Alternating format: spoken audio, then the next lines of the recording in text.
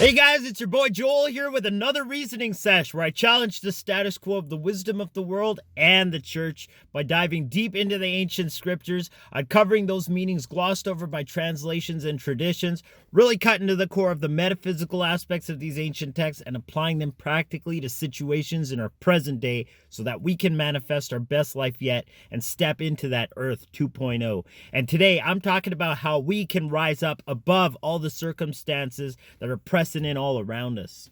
Come now and let us reason together.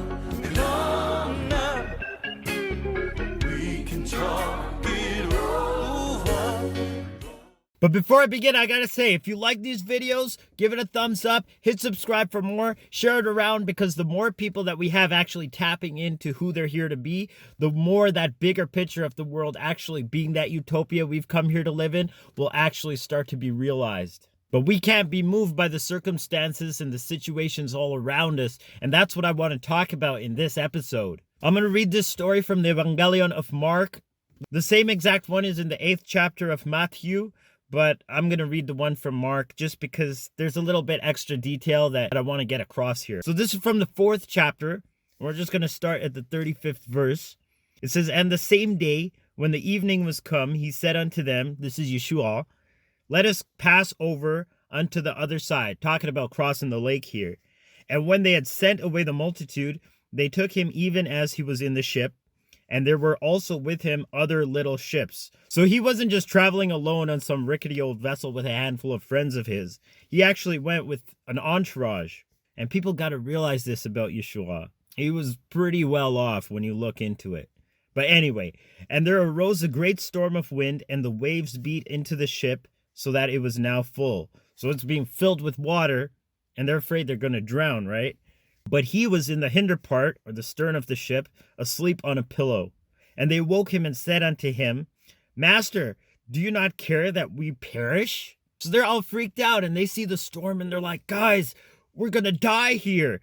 What's Jesus doing? He's just asleep. He doesn't even care if we're going to die." But check it out, because when Jesus says we're going to the other side, it's a done deal. "And he arose and rebuked the wind and said unto the sea, Peace, be still." That word peace is shalom, that absolute serenity, wholeness, harmony, where nothing is missing, nothing is broken, nothing is in turmoil. "And the wind ceased, and there was a great calm." So he, the embodiment of the living Logos, spoke the Logos, and with that Logos created reality. "And he said unto them, Why are you so fearful? How is it that you have no faith?" He's like, what's wrong with you guys? And we're like, man, shouldn't they at least be concerned about their well-being? But that word had said from the beginning, let us go to the other side. And like I said, when Yeshua says something, when the living Logos has said it, it's already a done deal. Isaiah also says, "Remember the former things of old. Remember those things that have passed. For I am Elohim and there is none else. I am Elohim and there is none like me. Declaring the end from the beginning, and from ancient times the things that are not yet done, saying, My counsel, that word, shall stand, and I will do all my pleasure." That very intent that is the divine plan of the Logos, that eternal blueprint, is carrying out. And he also says in another place, "So shall my word be that goes forth out of my mouth. It shall not return unto me void, but it shall accomplish that which I please, and it shall prosper in the thing whereto I sent it." So then back to the story, "They feared exceedingly and said one to another, What manner of man is this, that even the wind and the sea obey him?" But we got to realize that that's not just him that has that authority. We all have that authority when we tap into that, because he made it available to us. Even in the Hebrew scriptures, man, when Eliyahu challenged the evil king Ahab, he actually said, "As Yahweh God of Israel lives, before whom I stand, there shall not be dew nor rain these years, but according to my word." He didn't say according to Yahweh's word. He and Yahweh were basically so close that that was just the word that came out, that manifest creative force. And I mean, we're all made in the image of Elohim, right? And how did Elohim create the world? It's through the spoken word. So if we're actually in that same image, what are we doing with the power that we have right here? We have no weapons. What they do, it's the tongue. Tongue? Like what you turn hot dogs over with? Die! No, stupid! Their tongue! Their manual says in Nehemiah 8:10 that the joy of their God is their strength. Then we shall extract their joy. Impossible! Why? But we can make them lose their own joy with their tongue. Their manual also says that the power of life and death is in the tongue. I see our tongue, your tongue, will do battle with their ears, causing their tongue to give them their own doom. Yes! Yes! Yes! And of course, this doesn't just apply to the weather. This applies to the climate that's around us. Those situations that come against us and try to discourage us from the actual vision, that intention that we have set. We actually have control over all of that. And when we're ruled not by the physical circumstances, but by our state of being, then we really tap into that potential, because circumstances don't matter at all. It's our state of being that matters, and it's the ability to actually maintain that faith that what we've put out will come back to us.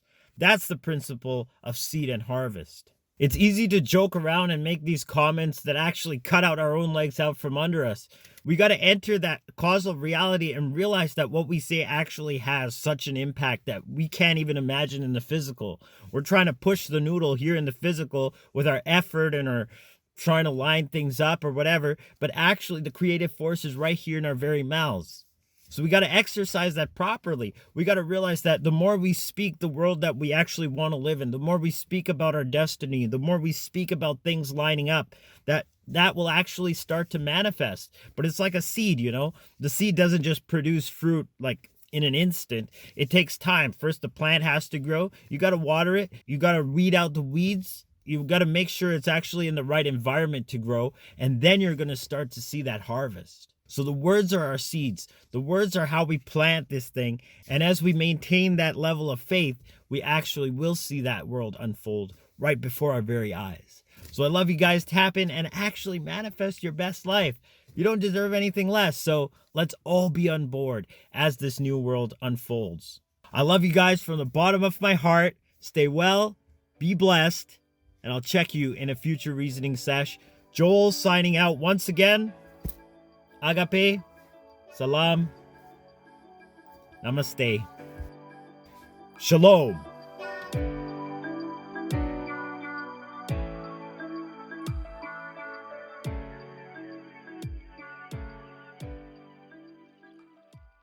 So he wasn't just traveling alone. So he wasn't just traveling alone. So he wasn't just traveling alone on some rickety old vessel. So he wasn't just traveling alone on some rickety old vessel with a couple hands. I'm gonna get this right. So he wasn't just traveling alone on some rickety old vessel with a handful of friends of his.